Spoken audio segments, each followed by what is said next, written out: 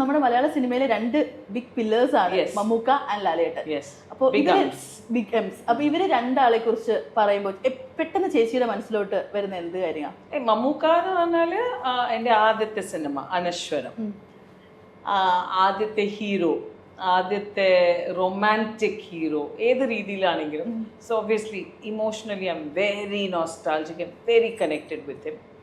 And പിന്നെ ആദ്യത്തെ സംസ്ഥാന അവാർഡ് കിട്ടുന്നതും മൂപ്പര് കൂടെ അഭിനയിച്ച പാലേരി മാണിക്യം. അപ്പോൾ so he's of course close to me. പിന്നെ ലാലേട്ടൻ എന്ന് പറഞ്ഞാല് it's like I know him from before movies.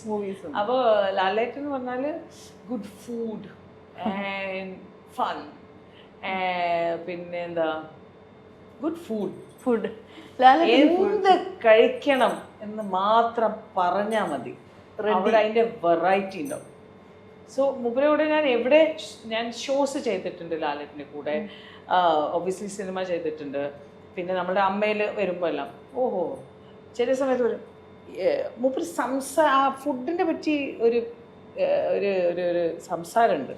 അത് കേട്ടാൽ അപ്പൊ വിശന്നിട്ട് നമ്മുടെ സോൾട്ട് ആൻഡ് പെപ്പറിന്റെ ഒരു ഫീല് വരും. അങ്ങനെ കൊതിപ്പിച്ച് പറയുന്നത്. ഇപ്പൊ മമ്മൂക്കയുടെ കാര്യം പറഞ്ഞല്ലോ, ഫസ്റ്റ് റൊമാൻറ്റിക് ഹീറോ ആണെന്ന്. അപ്പൊ അത്രയും ആ സ്റ്റാർട്ടിങ് സമയത്ത് മമ്മൂക്ക ഓൾറെഡി എല്ലാവരുടെയും മറ്റേ ഇന്ന് ഞാൻ പറഞ്ഞു, അന്ന് എനിക്ക് ഒരു ബോധരേഷൊന്നും. അന്ന് എന്ന് പറഞ്ഞാല് എനിക്ക് ഭയങ്കര, ഞാൻ ഒബ്വിയസ്ലി സ്കൂൾ കുട്ടിയായിരുന്നു. അപ്പൊ ഞാൻ മമ്മൂക്കോട് പറഞ്ഞു, മമ്മൂക്ക ഓരോ ഡയലോഗ് പറയുമ്പോൾ എനിക്ക് 5 സ്റ്റാർ വേണം. അപ്പോൾ 5 സ്റ്റാർ മൂപ്പര് മറ്റേ ഒരു പാക്കറ്റ് 5 റുപ്പീസിന്റെ 5 സ്റ്റാർ ഉണ്ടായിരുന്നു അന്ന്, അത് തരും, ഞാൻ ഡയലോഗ് പറയും. സോ ഇന്ന് ഞാൻ പറയാണ് so happy and so privileged. ഈ പ്രിവിലേജ് അന്ന് അറിഞ്ഞിട്ടില്ലായിരുന്നു, അതിന് ഇമ്പോർട്ടൻസ് അറിയില്ല. അന്നൊന്നും നമ്മൾ അത്രയും ഒരു സീരിയസ് ആയിട്ട് വെച്ചാൽ ഓക്കെ 50,000 റുപ്പീസ് സാലറി ആണ്. So I was more happy about 50,000. എൻ്റെ കസിൻസിൻ്റെ കൂടെ ഞാൻ ഇത് ചെയ്യും, അല്ലാതെ ഇങ്ങനെ എൻ്റെ ഫ്രണ്ട്സിൻ്റെ കൂടെ ചെയ്യും, അങ്ങനെയൊക്കെ.